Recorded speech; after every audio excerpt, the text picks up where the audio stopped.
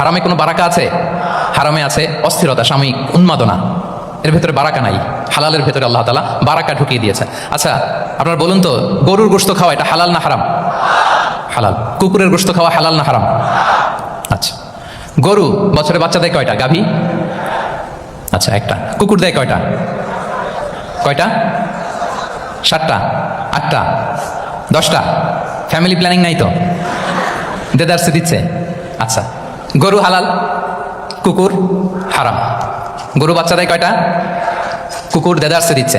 তারপরেও বলেন, আমাদের এই যে বাংলাদেশে আমাদের কুরবানির ঈদে লক্ষ লক্ষ গরু জবাই হয়, বিয়ের অনুষ্ঠানগুলোতে এত গরুর গোশত আমরা খাই, প্রতিদিনের চাহিদা মেটানোর জন্য তো কত গরু কোরবানি করা হয়। এরপরে বলেন, বাংলাদেশে গরু বেশি না কুকুর বেশি? সবাই বলেন, গরু বেশি না কুকুর বেশি? কারণ কি? হালাল। কারণ কি? এই হালালে বরকত ঢুকিয়ে দিয়েছে কে? তাহলে if there is no concept of হালাল অ্যান্ড হারাম, there is no Islamic lifestyle. প্রথম core value of Islamic lifestyle হচ্ছে আপনাকে হালাল দিয়ে আপনার জীবনকে সাজাতে হবে। লা ইয়াদখুলুল জান্নাতা জাসাদুন গুযিয়া বিল হারাম। হারাম খেয়ে বর্ধিষ্ণু যে দেহ, সে দেহ আল্লাহর জান্নাতে প্রবেশ করবে না। মানে whatever you consume it should be হালাল। এটা হালাল হইতে হবে। শুধু যেটা আপনি খাচ্ছেন এটাই না, কুলু মিম্মা ফিল আরদি হালালান তাইয়্যিবা, আল্লাহ তাআলা বলেছেন যেটা কনজিউম করবা হালাল হবে, হালাল হতে হবে। তো এটা শুধু এত ন্যারো কনসেপ্ট না, আপনার জীবনের সবটাই হালাল হতে হবে। ইউর ফুড শুড বি হালাল, ইউর ড্রিঙ্ক শুড বি হালাল, ইউর ইনকাম শুড বি হালাল, ইউর ফ্যাশন শুড বি হালাল, ইউর এন্টারটেইনমেন্ট শুড বি হালাল। সব কিছু হালাল হইতে হবে। আমরা অনেকে যে ভুলটা করি, আমরা খাওয়ার ক্ষেত্রে শুধু হালাল খুঁজি, এরকম অনেকে করে, কিন্তু অন্যান্য ক্ষেত্রে হালাল হারামের বাছ বিচার নাই। আমি একটা উদাহরণ প্রায়ই দেই, দেখবেন যে আমাদের বাংলাদেশের সরকারি অফিসগুলোতে তো ঘুষ চলে নাকি? আল্লাহ ঘুষ থেকে এই জাতিকে তুমি হেফাজত করো। আচ্ছা, দেখবেন যে আমাদের বিভিন্ন সরকারি অফিসগুলোর মুসলিম কর্মকর্তারা তারা ওয়াইন খায় না। আমি দেখেছি, থাইল্যান্ডে গিয়েছে, চায়না গিয়েছে অফিসের কাজে, ওখানে হালাল রেস্টুরেন্টগুলো খুঁজে, কারণ মুসলিম, তার হালাল খাইতে হবে। তো সে ওয়াইন খায় না, পর্ক খায় না, কারণ ইসলামে এটা হারাম।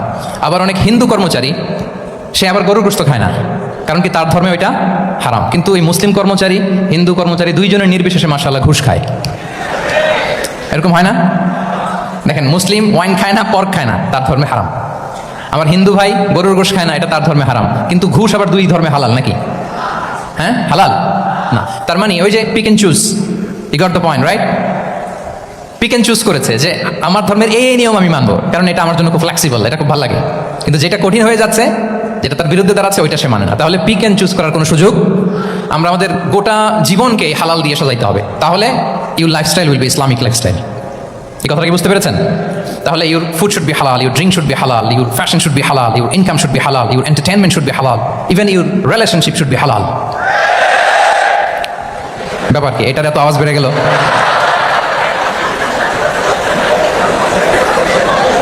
এটা কমন পড়ে গেছে নাকি?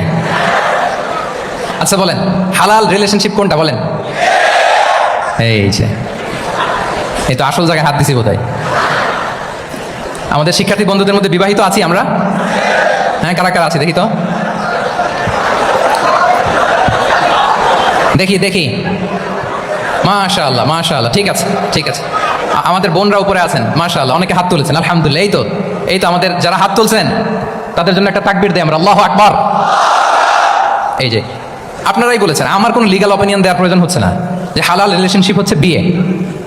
তাহলে বিয়ের বাইরে যদি আমার কোনো রিলেশনশিপ থাকে, হালাল না হারাম? ফতোয়া দিচ্ছে কি আমি? আপনারাই দিচ্ছেন। বলেন, বিবাহ পরবর্তী কোনো যদি এক্সট্রা ম্যারিটাল রিলেশনশিপ থাকে, এটা ইসলামে হালাল না হারাম? তাইলে pre marriage relationship, after marriage relationship, এটা শরিয়াতে হারাম। তো এই হারাম যদি আমি এই হারামের সাথে যদি নিজেকে জুড়ে দেই, তাহলে আমার লাইফস্টাইল এটা ইসলামিক লাইফস্টাইল হতে পারে না। আমরা বিয়ের মতো পবিত্র বন্ধনের মধ্য দিয়ে আমরা আমাদের দাম্পত্য জীবনকে উপভোগ করবো। আল্লাহ তৌফিক দান করুক। এই যে অনেকে হাত তুলে ফেলছে, মাশাআল্লাহ, তার মানে সেকেন্ড ইয়ারে আছে, ফার্স্ট ইয়ারে আছে, থার্ড ইয়ারে আছে, আলহামদুলিল্লাহ, হালাল রিলেশনশিপে তারা গিয়েছে, মাশাআল্লাহ।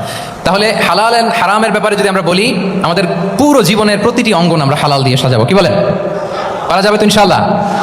হারামের সাথে আমাদের কোনো সম্পর্ক আছে? হ্যাঁ, আমরা সবকিছু হালাল দিয়ে সাজাবো তো?